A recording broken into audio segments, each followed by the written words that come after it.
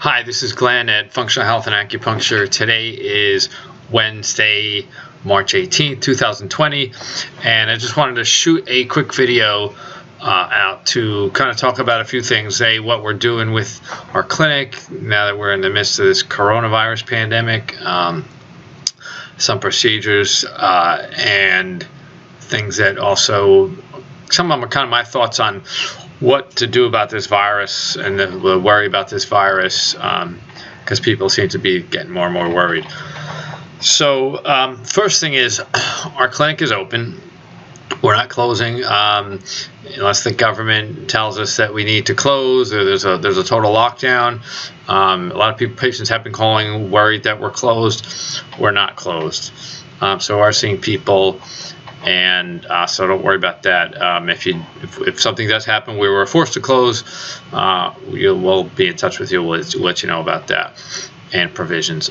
Some people are worried about how are they going to get their herbs or their nutrients or supplements. Like I said, as long as we're here, we'll be able to get that, but we're also working on provisions for people to get them remotely, whether we send them direct or there are a number of online portals for some of the companies that we can set up directly. So if you're on a specific protocol or prescription and you want to do that, you may not want to come in. Some people are, like I said, are nervous, they don't want to come in.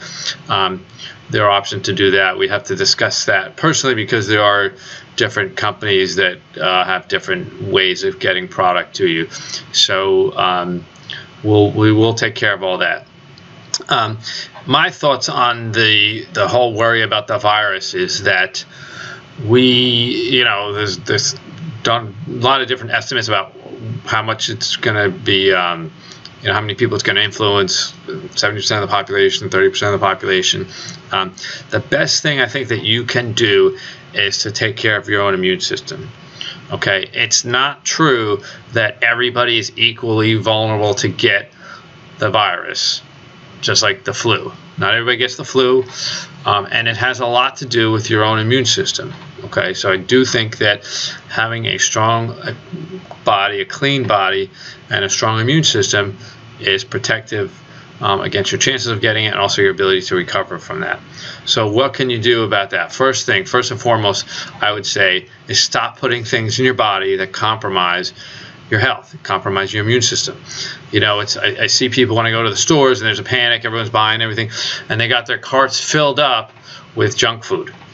And I don't begrudge anybody eating junk food. If you want to go home and watch a movie and eat a box of Oreo cookies because that's what you want to do, go for it. That's fine. I have no objection to that.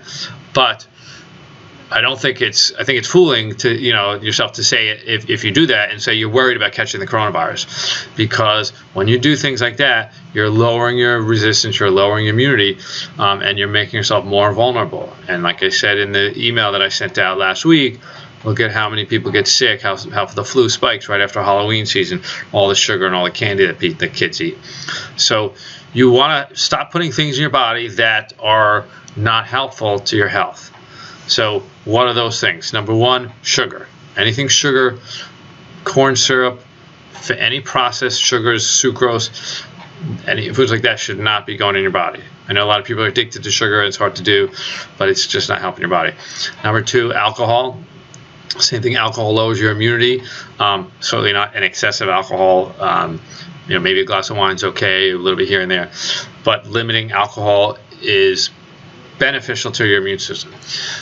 Smoking is looking like a big risk factor for complications of the coronavirus. So if you're a smoker and you've been thinking about stopping, this is a really good time to act on that and to stop smoking. Whatever you can do to try to stop would be helpful. Acupuncture can help. Statistically, half the people that get a protocol for smoking can stop on the first try, but it's not 100%, but it can be helpful. It does help take away the craving. So, maybe it's a time to think about some type of stopping protocol. An acupuncture protocol can help with that. But the people that are having the virus and are smokers seem to be having a lot more complications. That is a risk factor because it is a lung disease. Primarily, the coronavirus seems to be a disease that really attacks, almost destroys lung tissue. So we want to have a healthy respiratory system. We want to stop processed foods, as much fresh foods as you can. If you've been in my office, you know I'm not really a big grain eating fan because they are inflammatory. Dairy is inflammatory. But beyond that, processed foods are things that are a burden on your body. They're a toxic burden. They're an immune system burden. So as much fresh foods as you can, lots of fresh fruits and vegetables, I think, are important to incorporate into your diet. And since restaurants aren't open, we have good time to exercise our cooking skills, because we're going to have to do more at home. If you need any good recipes or anything, call the office. We have documents prepared for patients that go through detoxification protocols, gut repair protocols. We'll be happy to share them with you. If you just say, hey, I need some recipes, I got to start cooking, I want something healthy, just call us, and we would be very happy to send those guidelines out to you today. Foods with artificial ingredients and any foods that give you trouble. I've had many times patients say things like, dairy always gives me cramps, but they eat dairy all the time. Stop doing that. If you know food bothers you, it's probably causing an immune reaction, causing immune stress, and that is a burden that makes it a challenge for your immune system. So stop doing that. Get enough sleep. Need 8 hours. One thing they know is that sleep deprivation lowers your immunity, lowers your white blood cell count. So you want to try to get sleep. If you're having trouble sleeping, there could be a lot of different reasons. You might have, and these things can benefit from both techniques like meditation, yoga, acupuncture, and sometimes herbs that help with the body's stress response. But for most people, getting to bed early enough, turning off the devices. We do all our restoration, a lot of it between 10 p.m. and 2 a.m. So you really want to be as much as possible in bed by 10, not staring at the iPhone or the computer really late at night. You want to take care of your gut health. 70 to 80% of your immune system is in your gut, and we want to have a healthy digestive tract to help with a strong immune system. So good time to consider things like increasing probiotic foods, fermented foods, kimchi, sauerkrauts, because having good levels of friendly bacteria in our gut do help support our immune system. You can consider doing probiotics, and that's something you can consider also as well. Some people with weak digestion or certain conditions like SIBO, which is an overgrowth of bacteria in the small intestine, they may not do well with certain probiotics. They may do better with something like a spore-based probiotic, but it's a little bit individual. Probiotics aren't always good for everybody, but they can be helpful. Digestive enzymes can be helpful. But if you have a lot of digestive issues, trying to pay attention to gut health is important. And you don't want to go running to antibiotics for every little thing. Antibiotics are really good at killing off your good bacteria, and in the long term, they lower your immune system. They lower your immunity. That's why people that are on chronic antibiotics can't get off them. They just need, every few months, they need a new Z-Pack or something because they're killed their immune system. What we want to do is build up the good bacteria in the gut. There are alternatives. So to me, a better option, if you feel like you're constantly getting things, is to build up your immunity, give yourself the right nutrients. And then there also are herbal alternatives that are often better than pharmaceutical antibiotics. A lot of Chinese herbal formulas are great. They're non-specific, which means they have when you're using an herbal combination, there's a lot more for the viruses and bacteria to try to crack to develop resistance to them. So they tend to attack from multiple different angles rather than just one, and they often work better without kind of harming your gut. So people that do antibiotics, and then they find out they have diarrhea, usually doesn't happen when they use things like herbal alternatives, Chinese herbs. And you can call and ask about that if you have any questions. What would be good suggestions for that? There are supplements I think that do help to build your immune system. Number one is vitamin D. That is a proven thing. Before I shot this, I kind of looked at what are the mainstream medical sources say, and they all do agree that vitamin D is one of the most important things to help build your immune system. It can be protective against colds and flu. We don't know specific information, obviously, about coronavirus, but having high levels of vitamin D. Personally, I take 10,000 IUs a day. I think that's a safe level for most people to take, at least short term, for a few months. You want your levels to be at the higher end of the lab range, somewhere up around 80. We usually say never below 50. That's on a blood lab test. And for most people, taking at least 5,000 IUs a day is recommended by the Vitamin D Council. So that's something easy that you can do. Vitamin C may help with, if you get anything to make the symptoms less or shorten the duration, possibly help your immune system.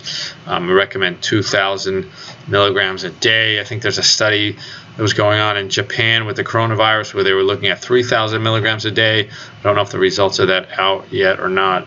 One thing with vitamin C, when you get to higher levels, it can cause a diarrhea, so you don't want to do too much, and you want to divide the doses throughout the day. Vitamin A may be helpful to fight if you have an infection. The vitamin A is used for the measles to stop that from becoming a very serious concern, and the World Health Organization does have guidelines of using that for populations that have vitamin A deprivation, and they use pretty high levels, but certainly a level like 10,000 IUs a day is not going to be a problem for most people. But you do want to be careful with vitamin A. You don't want to do too much too long, because that can be toxic to the liver. So again, I would call if you have questions about that, and how you can do that. But it may be, it does help prevent more serious complications of measles. So thinking would it in this case or not, we don't really know, but it's maybe worth a consideration. Glutathione is your body's master antioxidant, master detoxifier. It seems like low levels they're definitely correlated with compromised immune health, so glutathione may be helpful. The best way to get that is in a liposomal form, and you can get that from a number of sources. If you do get the coronavirus, or you do test positive, there are things that you can consider. I talked about this in the text I sent out, or the email I sent out. There are immune supporting herbs that you can use that help to attack the virus directly. Chinese herbs containing things like andrographis, viola, isatis. They have antiviral and antibacterial properties. I've used them for other viral and bacterial conditions and had pretty good success with them. One of the brands I like is something called Viola Clear Fire from Golden Flower Chinese Herbs. And then there's something called Transfer Factor by Research Nutritionals, which has been shown to boost your Th1, which is the wing of your immune system that fights viruses. So it's kind of like giving almost like a boost of your immune system to your ability to fight things like that. So that may be helpful. It does increase what's called natural killer cells in studies that are part of your non-specific immune system. So if I had the virus, those are things I might consider doing. So again, I just want to stress that the most important thing that you can do, aside from the hand washing, aside from avoiding contact and being, I don't think people should be paranoid. I don't think people need to lock themselves up, but you do want to be careful, and you want to also, do your best to keep your immune system strong by eating healthy, eating clean, taking the junk out of your diet, and maybe supporting yourself with certain nutrients. I'm going to have below on this on this email sent out a link. I really didn't want to do this in terms of offering places where people can purchase stuff. Early on in this epidemic, a lot of functional medicine doctors, a lot of natural doctors were kind of sounding the alarm bells and buy this here, buy this, and I really didn't want to do that. I don't want to be alarmist, but my assistant can kind of convince me that people are getting alarmist and they can't find anything in a lot of the stores. I've had people send me that they can't find vitamin C in the stores. They can't find vitamin D in the stores. I've seen some things out. Haven't gone like secret shopping, so I don't know how bad everything is. But like I said, we're gonna set up for people online abilities if they need to, and I'm gonna put a link below for a company with a couple of the products that I think, just vitamin D and vitamin C. If you can't find it, maybe I'll find it here. So if that's something that you need or are interested in, you can take a look at that, or you can call the office to arrange that. So you can check the links below. And also I'm going to attach a couple things. One is just kind of notes that talk about what we talked about today, just so you can have in your hands. And also, I think it's worth sharing a protocol from a company, Designs for Health. It's an acute viral protocol, and it really talks about kind of their take on basic preventative measures for catching viruses. Again, how to approach your immune system. And also a little bit of information if you do end up taking things like, let's say, astragalus or andrographis, any of the herbal.